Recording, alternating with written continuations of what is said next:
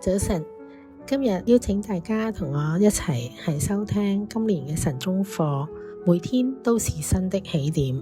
今日係3月26號，題目係誰死的小女孩，記載喺馬太福音25章40節。王要回答說：我實在告訴你們，這些事你們既做在我這弟兄中一個最小的身上，就是做在我身上了。善良係唔可少嘅，但只有善心而冇善行，恐怕亦都係遠遠不足。發生喺1993年3月，海文卡特前往蘇丹，喺嗰度拍下咗新聞攝影史上邊最具爭議嘅照片之一。呢張照片最初嘅題目係誰死的小女孩，後來改為禿鷲和小女孩。就喺亞約德村附近通往聯合國救援中心嘅路上邊，卡特發現咗一個飢腸轆轆嘅小女孩趴住喺度一動不動，而有一隻禿鷲正望住佢。卡特等咗20分鐘，就係為咗等呢隻禿鷲漸漸靠近呢個小女孩，佢好揾到一個絕佳嘅拍攝角度。佢拍低咗呢一張照片之後，又拍咗幾張，然後佢就趕走咗呢隻禿鷲，之後佢就走咗啦。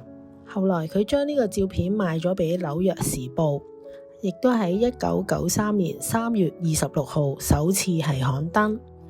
因為呢張震懾人心嘅照片，卡特獲得咗2007年普立茲新聞攝影獎。然而因為拍攝當日佢並冇對小女孩伸出援手，佢飽受世人非議。由專業嘅角度嚟睇，佢並冇做錯乜嘢㗎，因為當時攝影記者被要求不要觸碰嗰啲飢餓受訪者，以免傳播疾病。但從道德嘅角度嚟睇，即便呢個小女孩已經得到幫助，佢亦都唔應該對佢嘅苦難無動於衷。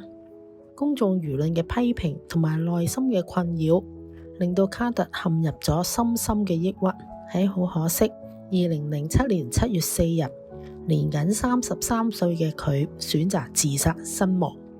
你試下諗，倘若基督對我哋呢啲罪人漠不關心，我哋會點樣呢？我哋應該思考下，喺馬太福音25章31至到46節裏邊提到萬民受審判嘅場景，基督面對着兩群人，而佢哋就對他人嘅需求有着截然不同嘅反應。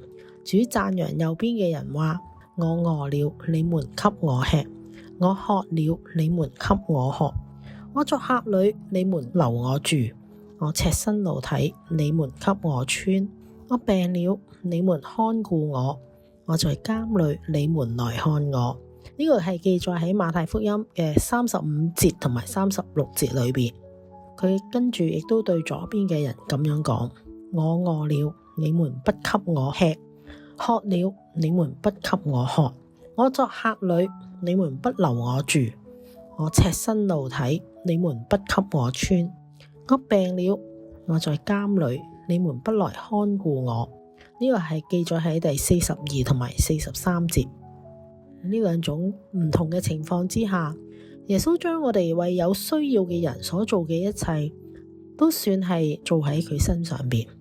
我哋真係應該將上帝嘅愛傳遞俾最需要嘅人。